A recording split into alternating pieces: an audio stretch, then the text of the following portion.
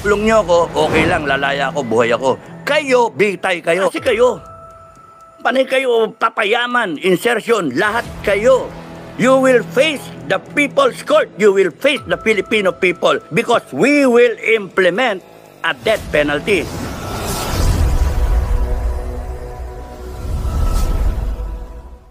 Taong bayan na mismo ang hahatol sa mag-asawang Marcos kay Martin Romualdez at mga buhaya sa Kongreso dahil sa ginagawa nilang paglapastangan sa sambayanang Pilipino.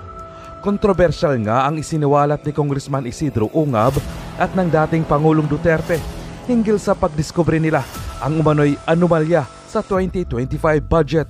Sa kanilang pagsusuri sa Bicameral Conference Committee Report, nakita nito ang presensya ng mga blankong alokasyon na katumbas ng pagbibigay ng blankong tseke sa gobyerno, isang malinaw na paglapastangan sa batas at sa tiwala ng sambayanan.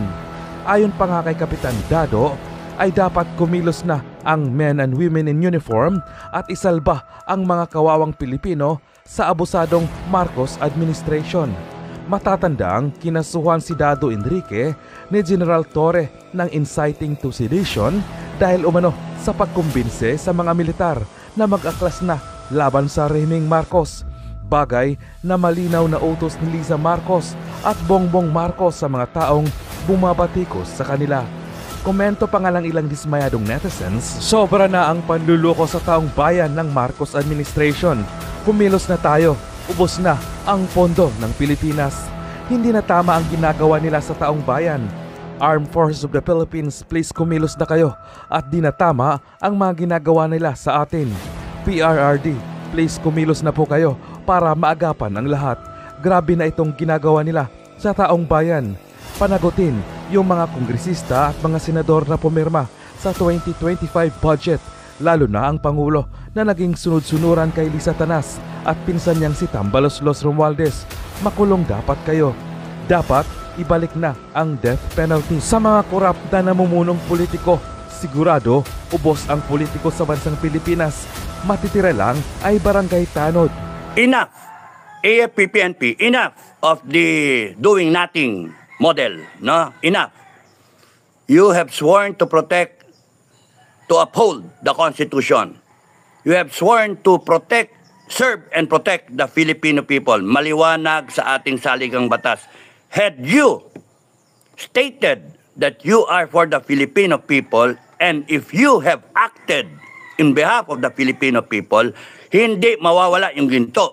Hindi mananakawan yung PCSO because this dates back to December. Remember, in December, nag-withdrawal of support ako? 20 mil lang yung pumirma. Oh, so, walang kumilos Walang kumikilos. So, hindi mawawala yung PhilHealth na yan, yung 60 billion. Hindi mawala yung walang yung ano na yan, yung flood control project na walang bakal, no?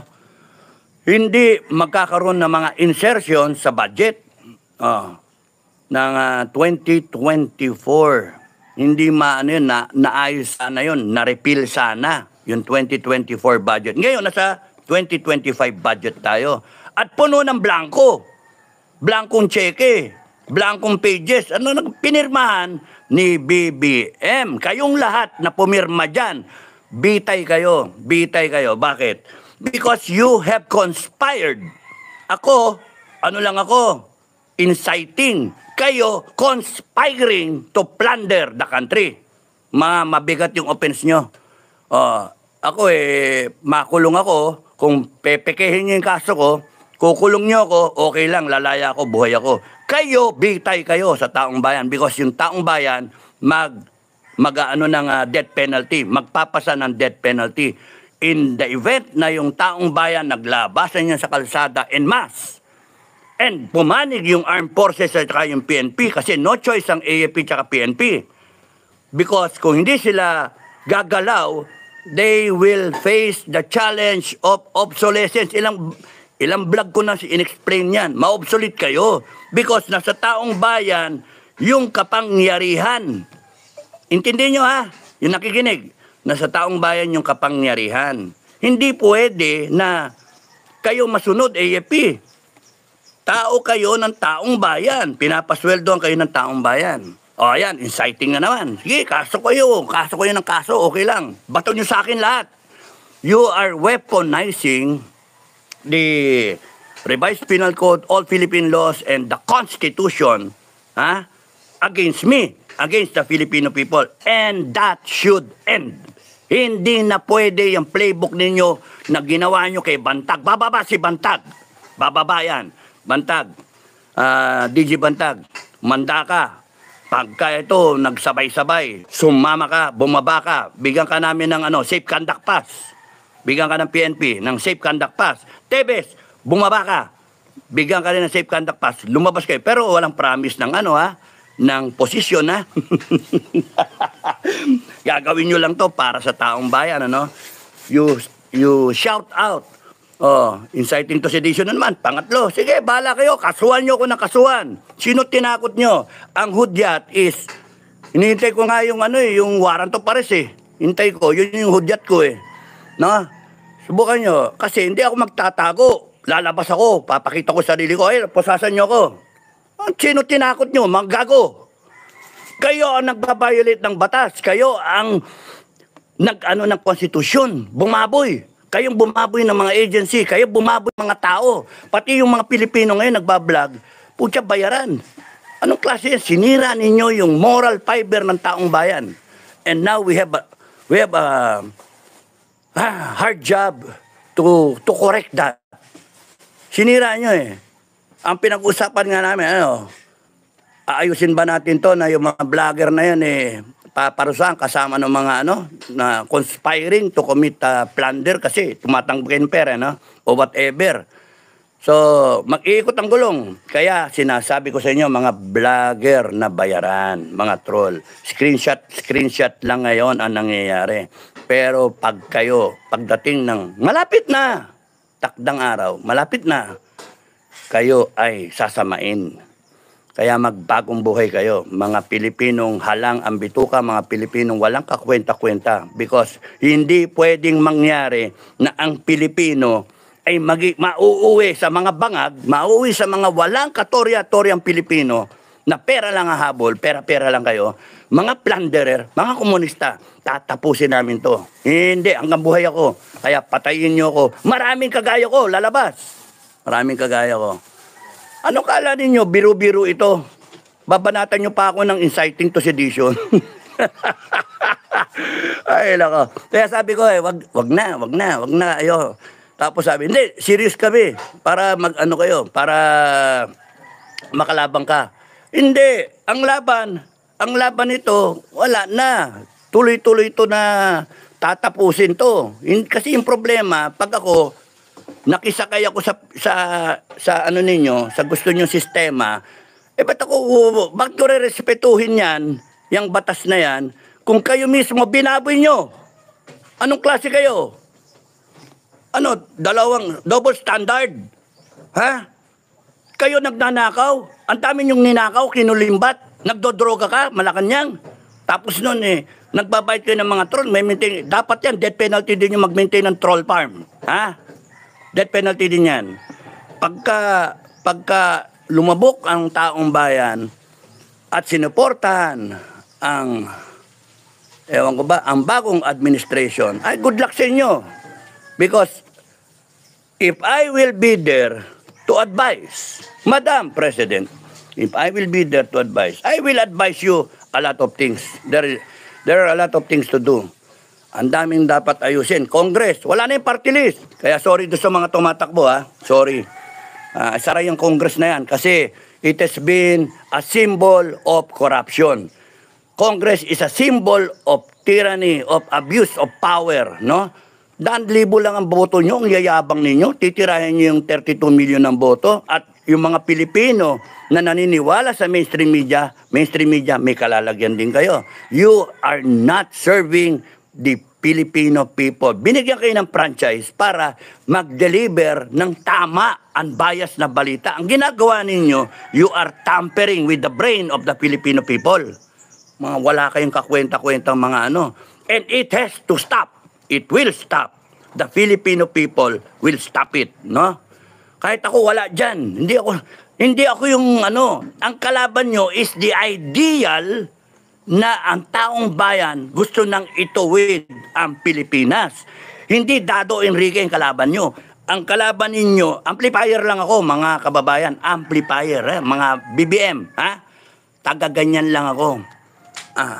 Inspirasyon lang ako. Ang kalaban ninyo is the dawning of a new generation, a new breed of Filipinos who will not let this pass by. Tatapusin to ng taong bayan. Kahit anong kaso ilaglag ninyo. Hindi ako yung issue. Ang issue kayo. Kayong mga durugista, kayong mga magnanakaw, kayong komunista, kayong mga abuso. Gago kayo Kayo na yung gumawa ng kalokohan, kayo pa yung tama. Mga ulul kayo. Sira ulo kayo, babaliktarin nyo pa ako. Ulul. Gago kayo. Hindi tama yon. Kaya mga kababayan, malaking pasalamat ko kasi nakita ko kung sino yung mga kaibigan ko, sino yung mga sumusuporta sa akin. Huwag kayong matatakot na tumayo. Kasi ang turo ng mga magulang, mga ninuno natin, ipaglaban ninyo ang karapatan ninyo. Walang mali doon. Yung konstitusyon, tayo ang gumawa. Tayo ang gumawa. Tayo ang nagratipika. Papel lang yan, papel. Nilagyan natin ng buhay kasi we ratified the Constitution. Isa ako sa nagratify noong 1987. Pinagbotohan yan. Tinanong sa mga tao, gusto nyo ba to? Ako, anga-anga, hindi ko nga binabase. Basta gratify ako. Sige. Ngayon ko na-appreciate yung Constitution natin. Nandoon siya. May mga flaw. Yes. That's why we have to amend the Constitution. And we will amend it. When this thing is over, we will amend the Constitution. We will put the Council of Elders right there on top of the President. The Council of Elders will represent all sectors of society. MILF, NMLF, mga lahat ng ethnic groups, lahat ng grupo, PWD, mga lahat ng grupo, mayaman, mahirap, etc., etc. Pati yung mga LGD, ano yun? yung mga alanganin ba sa sex. Ay, nako. Mga depressed. I want each one of the Filipinos, all 119 million Filipinos, to be represented by an elder who has the maturity, who has the experience, who has the concern for their people. Bobotohin nyo lang yan. Kahit gano'ng karami ang Council of Elders na yan, they will have the power. We will give them the power to terminate the President or any elected, appointed official, any armed forces, chief of staff, or PNP. We will put that, or any erring officer or official of government. We will not go through this jungle of corruption, yung dinaanan natin, wala Paulit-ulit tayong ganito, people power tayo forever. Hindi. Isang people power tayo, tapusin natin. Tapusin natin. Hindi yung rally-rally tayo, tapos kung ano-ano ang inaano natin. Be focus. Ano ba gusto nyo? Kung tingin nyo, BBM Marcos can last for another 3 years hanggang 2028, yun ay isigaw nyo. BBM, mabuhay ka, we love you. Pero kung sa tingin ninyo, nagdedelika daw ang Pilipinas at bangag nga, ayaw magpa-hair follicle drug test, binigyan ka ng ilang pagkakataon, tapos nun, kayong Congress, pinapa-explain kayo nasaan yung pera, pipilit nyo pa yung 2025 na budget. Anong klase kayo? Panay kayo papayaman, insertion, lahat kayo. You will face the people's court. You will face the Filipino people. And if you are found guilty, ay linchak. Good luck sa inyo. Because we will implement a death penalty. Death penalty. We will implement that. It has to stop. The corruption has to stop. For 40 years from EDSA 1, yung death penalty, yung corruption, naging problema na sobra. Na dapat tayo, higit pa tayo sa Singapore. Ano nangyari sa ating kulelat?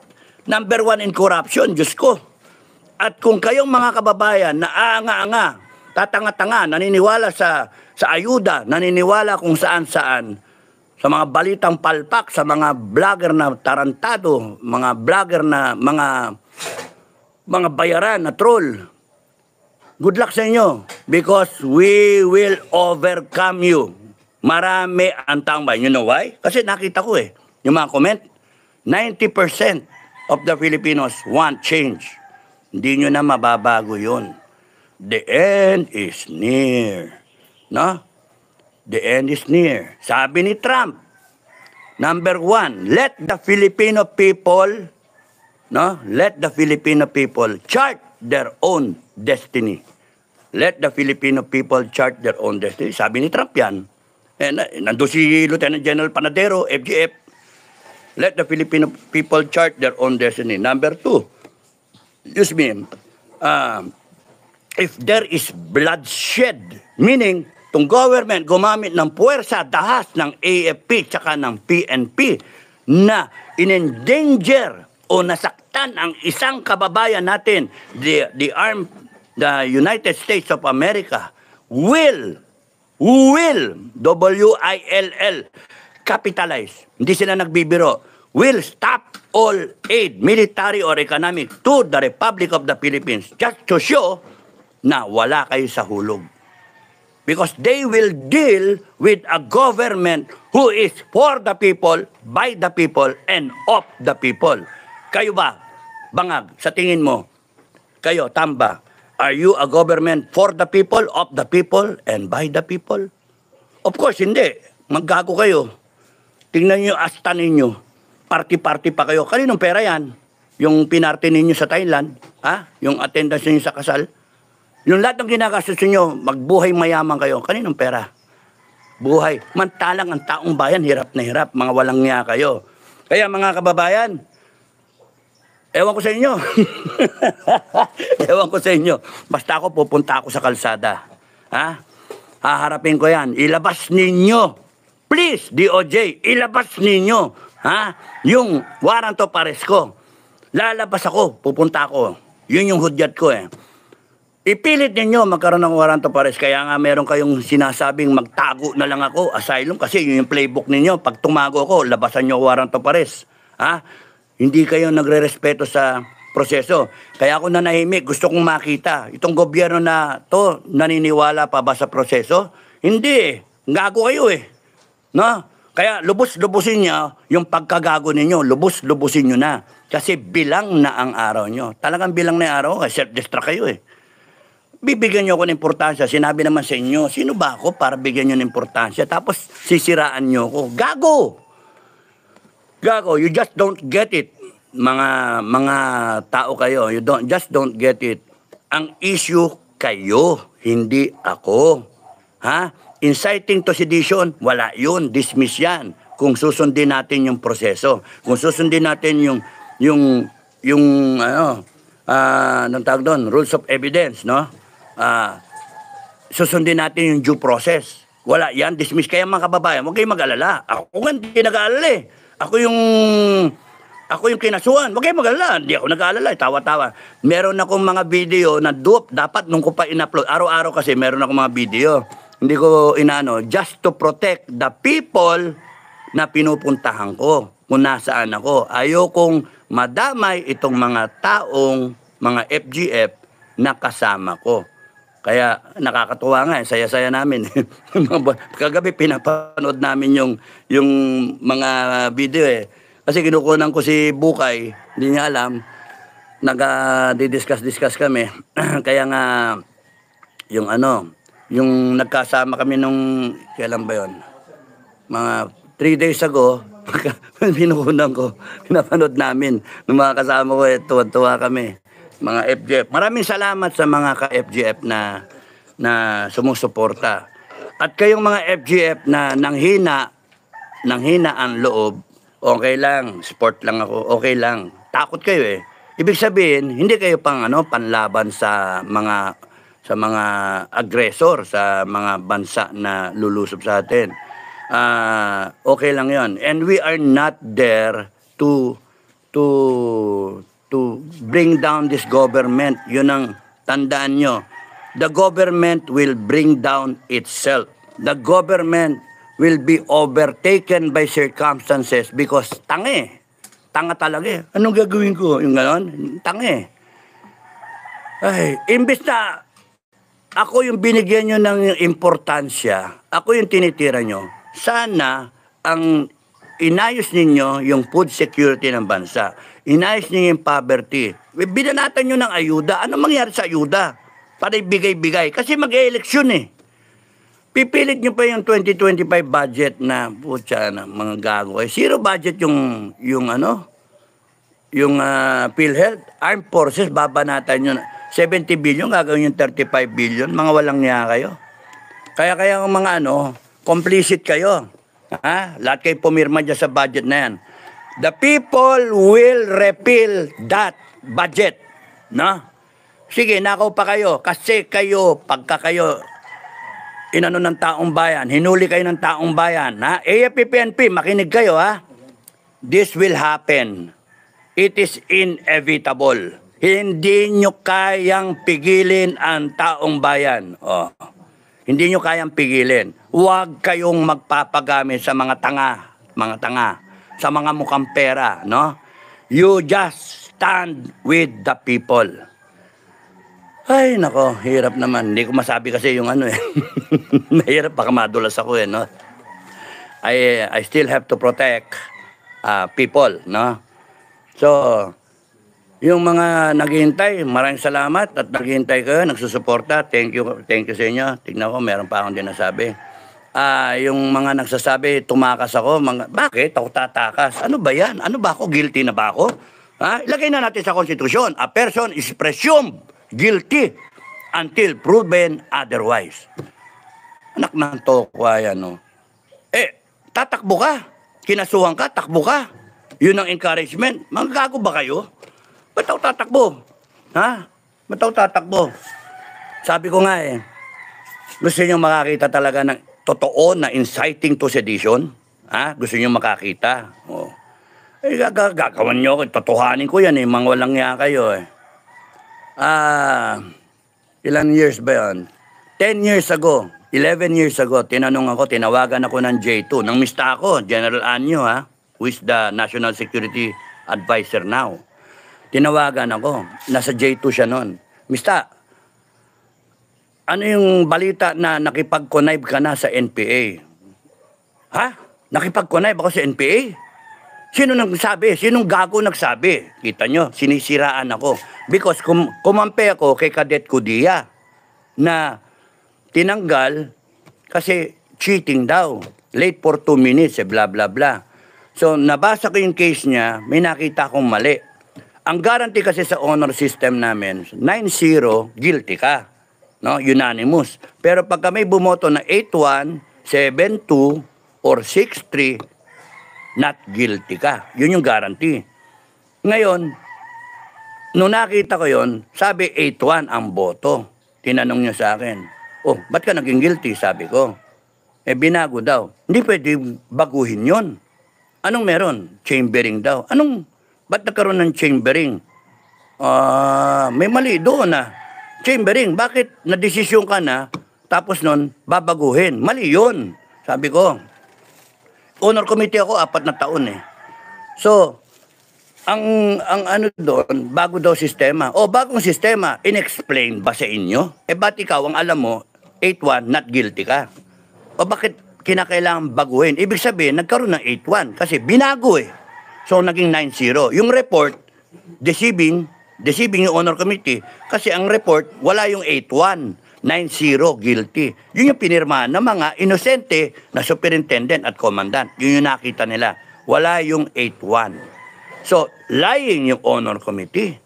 Deceiving yung honor committee. Cheating yung honor committee. Nung bobotohan na si Kudia, ang sabi, Cadet Kudia, we have carefully deliberated on your case. Kahit di namin nadinig yung witness, no? We have carefully deliberated, yung teacher ba? We have carefully deliberated on your case. And we are prepared to vote regarding your case. Do you have anything else to say? Binabasa lang yon, ball files yun tawag. Ibig sabihin, handed through the years na yon, 19 kopong-kopong pa yon, binabasa. Ganon din yung sa amin So, 1983, ganon na. Ito, 2014. So, ganun pa rin. Binabasa lang yan. So, do you have anything else to say? None, sir. Except for yung teacher, kung pwede hintayin na lang natin para personally madinig nyo yung storya niya, hindi yung telephone lang. Kasi pag telephone lang, limited yung time allotted para imbestigahan ng gusto yung teacher. It is the right of the defendant, Kudiya, na yung he be given all the leeway to present his witness. Ang witness niya yung teacher. Kung bakit siya late for 2 minutes. So, yun, blah, blah, blah, blah. No. Before we vote on your case, do you know how we vote here? Tapos yes, sabi ni Kudet Kudiya. Anyway, just to re-inform you, you need just one vote to be voted, to be acquitted. You just need one vote, one dissenting vote para acquitted ka. So 8-1, not guilty ka. So if you are have nothing else to say, can we excuse you while we take a vote? Yes, sir. Oh, labas. Si Kudiya, feeling niya, not guilty siya. Nagbotohan. Sabi, let's take a vote. Sabi, labasan ngayon yung sheet. Tapos nun, boto. Nung binilang, the score is 8-1, not guilty. Ang sabi nung chairman, presiding, dalawa, yung chairman, ako po lang, sabi ng chairman, to the chamber, to the executive room, sila lang, mga voting member, ang nandoon. Yung recorder, wala. Anong klaseng trial yan? Kangaroo court. Wala yung paano naging sistema yon na pagka hindi kayo sang-ayon do sa boto na 8-1, magiging 9-0 kasi babaguhin ninyo at ipe-pressure ninyo yung kadete na bumoto ng 1. Kaya nga secret ballot para walang istorya, walang pressure, kung walang takot na bumoto ka na not guilty. Kung feeling mo, not guilty.